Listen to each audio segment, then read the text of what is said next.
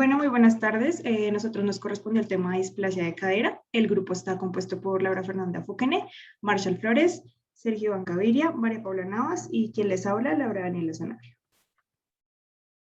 Bueno, inicialmente como generalidades, pues la displasia del desarrollo de la cadera también se le denomina como luxación congénita de la cadera. Esta es una alteración en el desarrollo y en la relación anatómica pues, de los componentes de la articulación coxofemoral. Estos van a incluir lo que es el acetábulo, el fémur y las partes blandas como los estabilizadores dinámicos. Entonces, cualquier alteración de estas tres partes pues, va a producir un mal desarrollo de la articulación debido a la interrelación que supone pues, un crecimiento paralelo y simétrico entre ellas. Listo, entonces se pueden diferenciar tres tipos de displasia de cadera. La primera es la displasia teratológica. Son displasias graves que se producen durante la fase embrionaria y casi siempre son irreductibles y frecuentemente están asociadas a síndromes como la artrogliposis, la mielomeningocele y el síndrome de Larsen. Como segundo tenemos la displasia del desarrollo de la cadera. Esta se va a producir durante la vida perinatal, puede estar presente al nacimiento y no suele asociarse a síndromes y habitualmente tiene factores de riesgo asociados. Y por último tenemos la displasia infantil y o del adolescente que se produce cuando existe una deformidad del fémur proximal y o del acetábulo, pero la articulación está en un principio reducida. Bueno, entonces, para hablar de la etiología, se dice que pues, es multifactorial. Inicialmente hablamos de los factores genéticos, en donde se puede presentar por una afectación que tenga alguno de los padres, también mayor predisposición que se puede presentar en gemelos monocigóticos comparado con gemelos disigóticos, o diferencias morfológicas entre las familias, tanto del padre y de la madre, que esto va a generar un condicionamiento a diferencias posturales. Dentro del aspecto hormonal, entonces hay una presencia de estrógenos, de progesterona y relaxina en la madre durante el parto. Esto va a inducir a la relajación de la pelvis, condicionando una laxitud transitoria de la articulación y la cápsula, y generalmente es como más notorio en niñas, lo que explica la incidencia en ellas.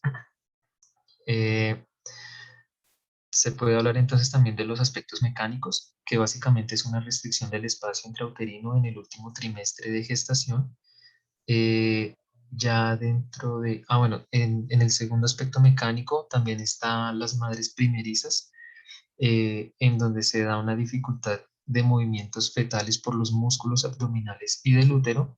Esto puede contribuir a sobrepeso, macrosomia, que es como un tamaño más grande de lo normal del feto, y oligohidramnios, que es básicamente como una pérdida de líquido o bajo nivel de líquido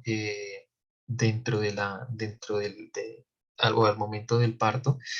Y esto puede presentar un índice del 30 a 50% de dar lo que se llama presentación podálica, que es como en la imagen se ve, es digamos como un bebé como en apariencia sentado sobre el vientre de la madre. Eh, Se dice que el lado más afectado es el izquierdo, con 60% de presencia, en donde el feto tiende a colocarse con el muslo izquierdo en aducción, apoyado en el sacro materno, y el 40% se puede dar bien sea o en el lado derecho o de manera bilateral. Eh, Dentro de los aspectos ambientales, se encuentran que hay determinadas áreas geográficas en donde tienen pues algunas particulares formas de transportar a los niños. Digamos que en las áreas con baja frecuencia el transporte de los neonatos es con caderas en flexión y abducción, y en las áreas con alta frecuencia el transporte de los neonatos es con caderas en extensión y abducción, y ahí en las imágenes pues se puede ver básicamente cómo cargan a los bebés.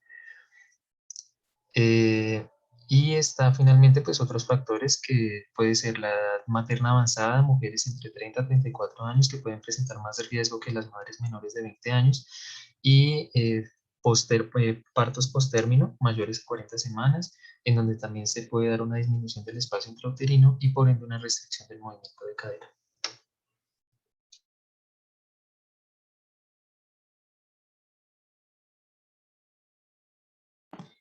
Listo. Ahora, en cuanto a la epidemiología, lo vamos a dividir en tres ramas importantes. Una que son los factores de riesgo,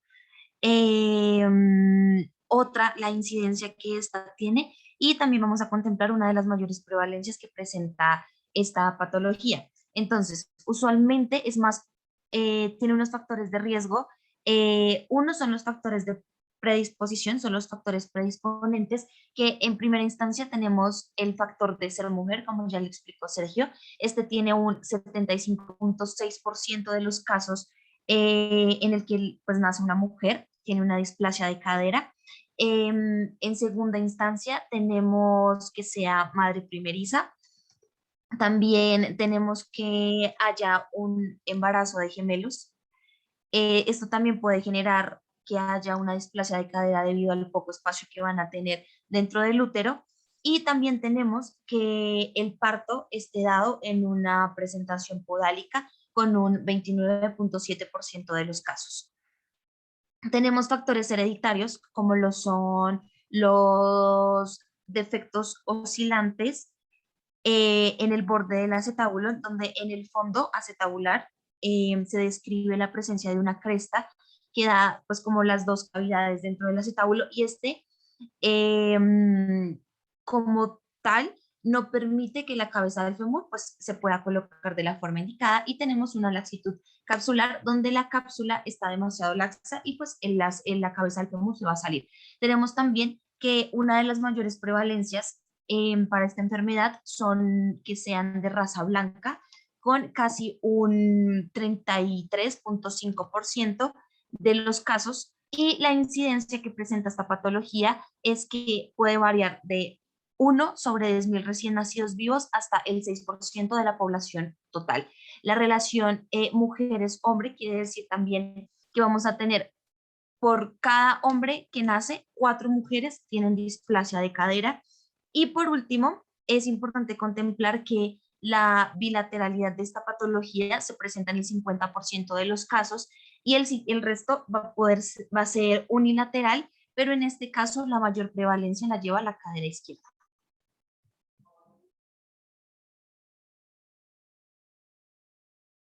Bien, en cuanto a deficiencias funcionales y estructurales, encontramos que en cuanto a las funcionales, según la clasificación internacional del funcionamiento, encontramos que se ven afectados los códigos B28016, el cual corresponde al dolor en las articulaciones, el B710, que corresponde a funciones relacionadas con la movilidad de las articulaciones, y el B715, que son las funciones relacionadas con con la estabilidad de las articulaciones. Todo esto va a proyectarse en las capacidades em, de la apta, como lo son el rango de movimiento, la marcha, el dolor, la postura, el balance, el desempeño muscular, la movilidad y la locomoción, así como la integridad, integridad esquelética. Y esto posteriormente afectará también a la musculatura, que ahorita vamos a ver. En cuanto a las deficiencias estructurales, encontramos que según la clasificación internacional es el código S75001, que corresponde a la articulación de la cadera, y entre ellos encontramos el S7000, que son los huesos de la región pélvica, como más específicamente la cavidad acetabular, y el S75000, que son los huesos del muslo, más específicamente la cabeza femoral. Entonces, esta afección repercutirá en las partes blandas como lo son el pulvinar. El pulvinar, recordemos que es esa capa de tejido fibrograso externa sinovial que está contenido dentro de la fosa acetabular, el ligamento redondo, el rodete glenoideo, la cápsula articular, la superficie semilunar del acetábulo. Y en cuanto a musculatura, vemos que está afectada músculos como el iliopsoas, los glúteos, el músculo piriforme, el cuadrado femoral y los géminos superior e inferior, así como los obturadores interno y externo.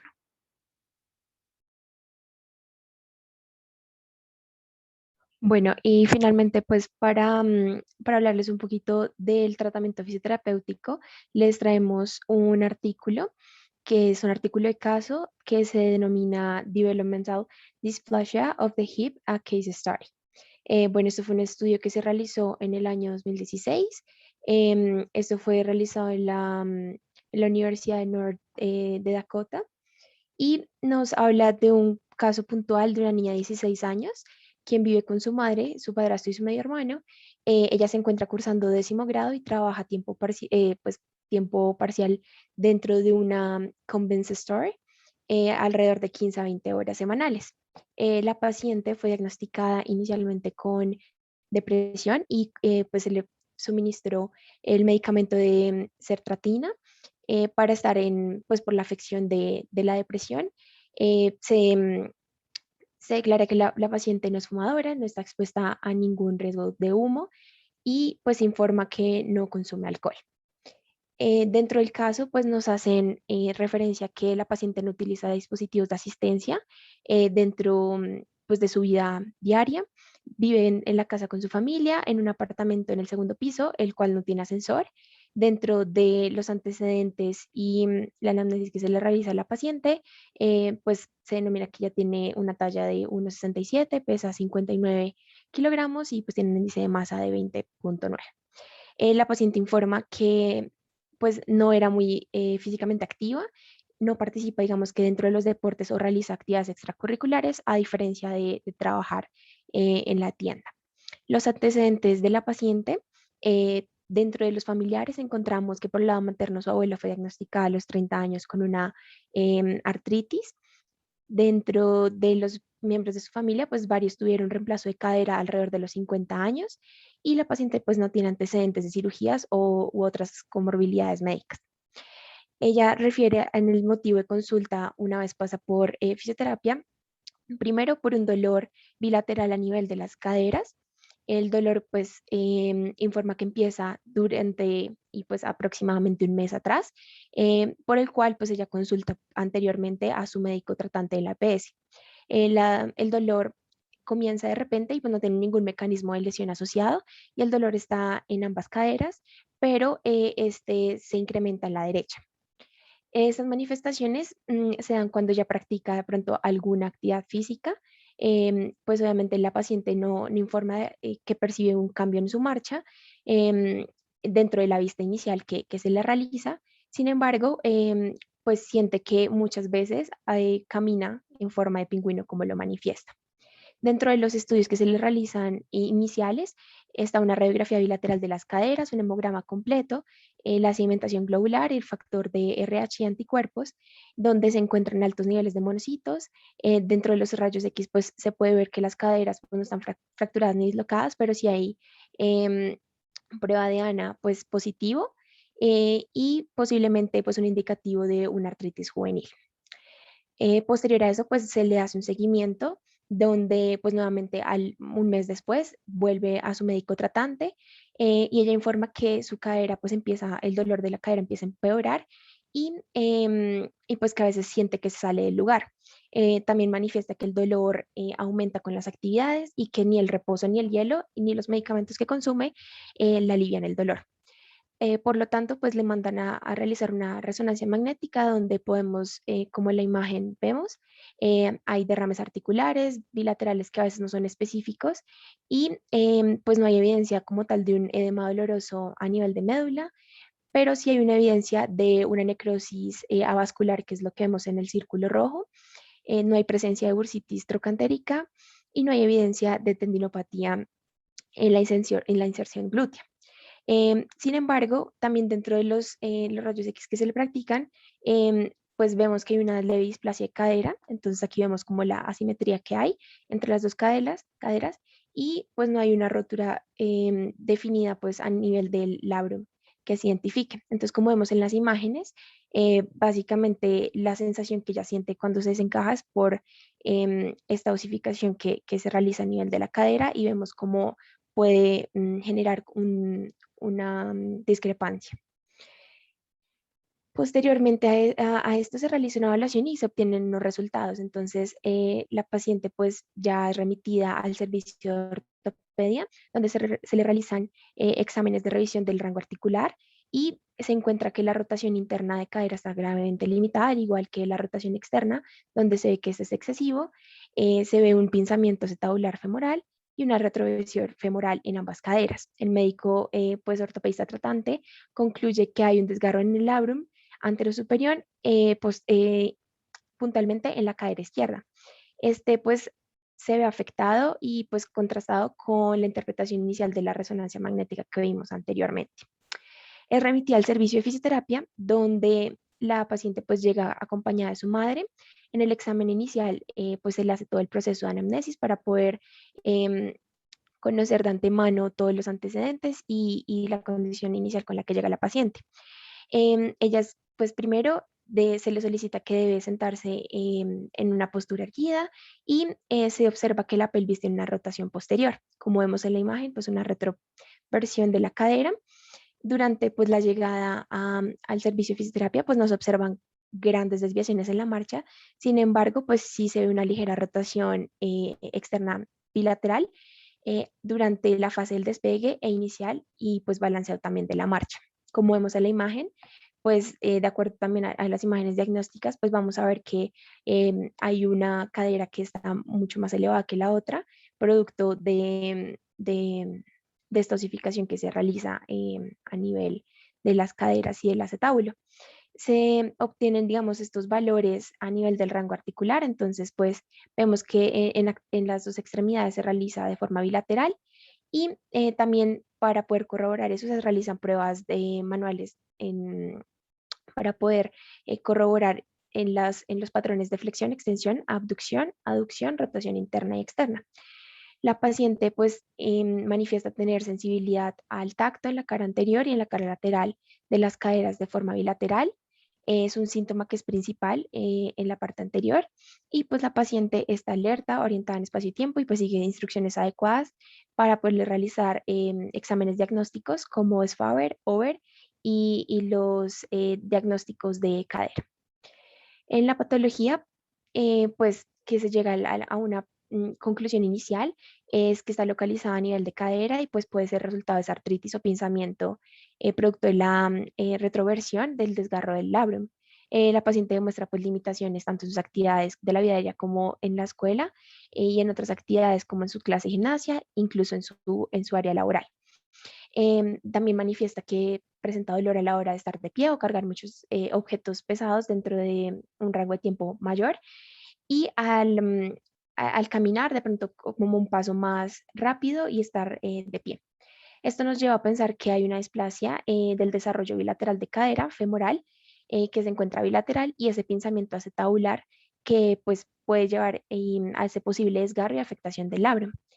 Entonces, teniendo este diagnóstico, se le hace una intervención de 2 a 4 meses con los objetivos de recuperar ese movimiento articular, la función motora, el rendimiento muscular y pues lograr esos rangos de movimientos mucho más altos y que sean funcionales en sus actividades de la vida diaria. Se realizan 2 sesiones por semana y pues se plantean objetivos a largo plazo y a corto plazo que se basan básicamente en cumplir en esos tiempos. Pues a largo plazo es que durante las 6 semanas pues ella logre esa independencia y fortalecimiento a nivel de miembros inferiores y recuperar esos rangos de movimiento. Y pues a corto plazo ya es un poco más de 3 meses y lograr ya son rangos de movimiento un poco más cortos, pero pues la idea es que sean funcionales, lograr esa participación pues en ejercicios a través de fortalecimiento isométrico que sean de forma bilateral para ambas caderas y aumentar esa independencia de la paciente para poder lograr reducir ese dolor que manifiesta a nivel de cadera, que sea en una escala análoga verbal más o menos de 4. Dentro de la intervención se manifiesta que son efectivos pues, los ejercicios terapéuticos que se basan en estiramientos, en fortalecimiento, en la terapia manual, en la movilización de tejidos blandos, también en trabajar movimientos articulares, calor, compresas frías, utilizar pues agentes físicos, programar ejercicios que estén adaptados también a su hogar y generar el proceso de educación neuromuscular y pues postural para poder continuar con sus actividades de la vida diaria. Y aquí finalmente el artículo nos muestran cómo plantean este seguimiento e intervención de ejercicio terapéutico a través de las semanas. Entonces, parten de la semana 1 y 2 y luego semana 2 a las 5 y luego de las 5 a la 8, donde pues básicamente buscan es ir incrementando esa recuperación funcional. Y pues aquí finalmente vamos a ver son en las tablas lo que se trabaja sesión a sesión, en las intervenciones que buscamos ejercicios que vayan aumentando en cada sesión, empezando por ejercicios isométricos y finalmente terminar ya en ejercicios que sean enfocados como al balance, a estabilidad en una sola pierna y lograr esos rangos normales de movimiento. Y pues ya finalmente lo que concluye el artículo es que pues es una paciente que una vez de la intervención fisioterapéutica que se le realiza manifiesta disminución de ese dolor y pues ya puede soportar cargas mayores, un trabajo en bipedestación por mayor tiempo y pues poder continuar con sus actividades de la vida diaria, donde pues una frase que nos llama mucho la atención es que la fisioterapia definitivamente ayuda y que tiene efectos positivos. Gracias.